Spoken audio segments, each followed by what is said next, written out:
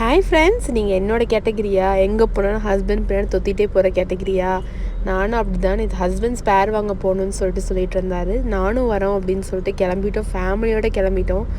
ஆக மொத்தம் என்னாச்சுன்னு பார்த்தீங்கன்னா, கோயம்புத்தூரில் ஸ்பேர் கிடைக்கல, கேரளா போக வேண்டியதாகிடுச்சு. ஓகேன்னு சொல்லிட்டு கேரளா போக ஸ்டார்ட் பண்ணிட்டோம். பாப்பாவுக்கு ஒரே குஷி, ரொம்ப தூரம் போகணும் அப்படின்னு சொல்லி ஒரே பாட்டு, டான்ஸு, ஆட்டம் தான். ஓகேன்னு சொல்லிட்டு சரியான பசி வேறு, என்ன பண்ணுறதுனே தெரில. மணி 3க்கு மேலே ஆச்சு. கேரளாவில் இருக்க ஏரியாவில் க்ரீனிஷாக இருக்கும், அதெல்லாம் சுற்றி பார்த்துட்டே போனாலும் நம்ம பசி கண்ட்ரோல் பண்ண முடியவே முடியாது.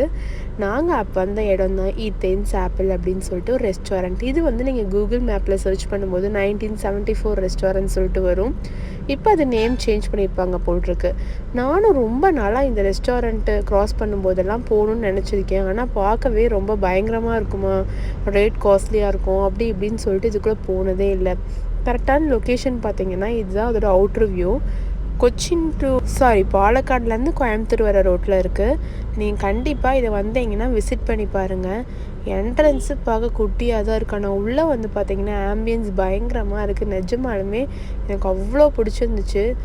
ரிலாக்ஸேஷனாக நம்ம ஃபேமிலியோடு வந்து ஸ்பெண்ட் பண்ணக்கூடிய ஒரு நல்ல ஸ்பாட்டு தான், இடம் தான். பின்னாடியே உங்களுக்கு வந்து பேர்ட்ஸு, அனிமல்ஸு, அந்த இது அதுன்னெலாம் வச்சுருக்காங்க. நிறையா டாக்லாம் வேறு வளர்க்குறாங்க. இன்னொன்று இங்கே குக் பண்ணுறது எல்லாமே சைடில் ஓப்பன் ஏரியா தான். மற்ற ரெஸ்டாரண்ட்டு மாதிரி உள்ளே தனியாக வச்சு குக் பண்ணி அப்படி கொண்டு வரதில்லை. இந்த மாதிரி சைடில் கடையாக வச்சு தான் குக் பண்ணிகிட்ருக்காங்க. இங்கே வந்து ஓப்பன் ஏரியாவில் வந்து ஒரு ஃபிஷ்ஷு வந்து விட்டுருந்தாங்க. அது பார்க்கவே ரொம்பவே அழகாக இருந்துச்சு. அங்கே வரவங்க எல்லாருமே இந்த ஃபிஷ்ஷில் தான் கண்ணாக இருந்துச்சு அப்படின்னு நம்ம வேறு எதுவுமே பார்க்க தோணவே தோணாது நம்மளுக்கு. அவ்வளோ அழகாக இருந்துச்சு அந்த ஃபிஷ்ஷெல்லாம் பார்க்குறதுக்கு. நம்மளும் கண்டிப்பாக வீடு கட்டினா இந்த மாதிரி ஒரு ஃபிஷ்ஷுக்குன்னு தனியாக இடம் விட்டுறணும் அப்படிங்கிற மாதிரி நாங்கள் பேசி சொல்லிகிட்டு இருந்தோம். என்ன தான் இந்த மாதிரி ஒரு ஸ்பாட்டுக்கு வந்தாலும் இந்த மாதிரி ஒரு ஃபிஷ்ஷு இல்லை அனிமல்ஸு இந்த மாதிரிலாம் பார்க்கும்போது நம்மளுக்கு என்டர்டெயின்மெண்ட் ஆகிறதே தெரியவே தெரியாது. மோஸ்ட்லி இந்த ரெஸ்டாரண்ட் பார்த்திங்கன்னா ரிசர்வில் தான் இருக்குமாம்மா. ஆனால் வெளியே வந்து கொஞ்சம் பிளேஸ் இருக்குது, ஓப்பன் ஏரியாவில் உட்காந்து சாப்பிட்ற மாதிரி. அதில் மட்டும்தான் நம்ம வந்து உட்காந்து சாப்பிட முடியும். ஒருவேளை ரிசர்வ் இல்லைன்னா நம்ம எங்கே வேணால் உட்காந்து சாப்பிட்டுக்கலாம். பாப்பா இங்கே உட்காந்துட்டு ஒரே விளையாட்டு. ஹஸ்பண்ட் அவளை தூக்கிட்டு போயிட்டார். நான் ரொம்ப டயர்டாயிட்டேன் ட்ராவல் பண்ணி, அதனால் நான் பேசாமல் உட்காந்துட்டேன். எனக்கு எப்படா சாப்பாடு கொடுப்பேங்கிற மாதிரி நான் போய் உட்காந்துட்டேன். ஆர்டர் பண்ணி முடிச்சோன்னே இவங்க எல்லாம் இங்கே வந்துட்டாங்க. நான் வெயிட் பண்ணிட்டே இருந்தேன் ஃபுட்டுக்காக. இங்கே வந்து நாங்கள் ஆர்டர் பண்ணது பார்த்திங்கன்னா பிரியாணி, நார்மல் எம்டி. எப்போ போனாலும் நான் எம்டி பிரியாணி தான் ஆர்டர் பண்ணுவேன். கூட வந்து ஆல்ஃபாம் சிக்கன் ஆர்டர் பண்ணியிருந்தேன். சாப்பிட்ணும் போல் இருந்துச்சுன்னு சொல்லிட்டு ஆல்ஃபாம் ஆர்டர் பண்ணியிருந்தேன். ஆல்ஃபாம் ரியலாக செம்ம டேஸ்ட்டுங்க. நானும் கோயம்புத்தூர் நிறையா ரெஸ்டாரண்ட் சாப்பிட்ருக்கேன், ஆனால் ஆல்ஃபாமில் ஸ்பெஷல் எப்போவுமே கேரளான்னு சொல்லுவாங்க. அந்த மாதிரி தான் நேற்று செம்ம சூப்பராக இருந்துச்சு. கேரளா ஸ்டைலில் ஆல்ஃபாம் பயங்கரமாக பண்ணியிருந்தாங்க. அது கூட வந்து அது என்ன பப்பூஸ்ன்னு சொல்லுவாங்கன்னா அதையும் சேர்த்து வச்சுருந்தாங்க. அது நான் எப்போவுமே சாப்பிட மாட்டேன், அதை ஓரமாக தள்ளி வச்சுட்டு நான் இது மட்டும்தான் சாப்பிடுவேன். பிரியாணி வந்து ஓகேவாக தான் இருந்துச்சு. சூடு ஆறி போய் தான் கொடுத்தாங்க, அவ்வளோ ஒன்றும் நல்லா இல்லை.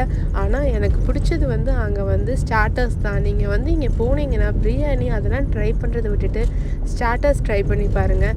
அதே போல் லெமன் சோடா கடைசியாக குடித்தோம். அதுவுமே வந்து கூலிங்கே இல்லை, சோடா எஃபெக்ட்டும் இல்லை, அதுவும் நார்மலாக தான் இருந்துச்சு. இது வந்து நான் எந்த ஒரு அட்வர்டைஸ்மெண்ட்டுக்காகவும் சொல்ல, நான் ரியலாக போய் இங்கே போய் சாப்பிட்ட ஃபீல் தான் உங்களுக்கு அப்படின்னு சொல்கிறேன் நான். பின்னாடி வந்தீங்கன்னா என்டர்டெயின்மெண்ட்டுக்காக ப்ளே ஏரியா இருக்குது. குட்டீஸ்லாம் அங்கே விளையாட விட்டுட்டு நம்ம பேசாமல் ரிலாக்ஸாக சாப்பிட்டதுக்கு உட்காந்துக்கலாம். அந்த மாதிரி தான் இருந்துச்சு. ரொம்ப அதிகமாக இல்லைனாலும் சும்மா ஒரு ஊஞ்சல், அந்த மாதிரி ஒரு ஸ்லைடு அது மட்டும் வச்சுருக்காங்க. ஒரு ட்ரம்போலின் இருக்குது, அது பாப்பாவுக்கு ரொம்ப பிடிக்கும். ட்ரம்போலின் இந்த பார்த்தாலே குதிச்சு விளையாடணுன்னு சொல்லுவாள். அங்கே போய் அப்போசாம விளையாடிட்டு இருந்தா. நல்லா யாருமே இல்லை, கூட்டம் கம்மியாக இருந்தனால நாங்களும் குட்டீஸாக மாதிரி ஒரே விளையாடிட்டு இருந்தோம் ஜாலியாக. அவங்க கூட பழபஜ்ஜி 2 பார்சல் வாங்கிட்டு வந்திருந்தேன் அங்கேருந்து கிளம்பும்போது.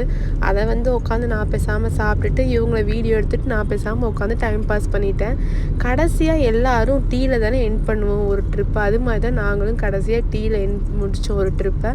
பாப்பா பானிபூரி கேட்டான்னு சொல்லிட்டு அவளுக்கு பானிபூரிக்குள்ளே வெறும் தண்ணி மட்டும் ஊற்றி கொடுத்தா தான் பிடிக்கும். அவள் பானிபூரிக்குள்ளே தண்ணி ஊற்றி அவளே சாப்பிட்டு குடிச்சிட்டா. எல்லாருமே செம்ம டயர்டு. பேக்கரியில் டீ வாங்கி குடிச்சிட்டு அப்படியே வீட்டுக்கு கிளம்பலான்னு சொல்லிட்டு கிளம்பிட்டோம்.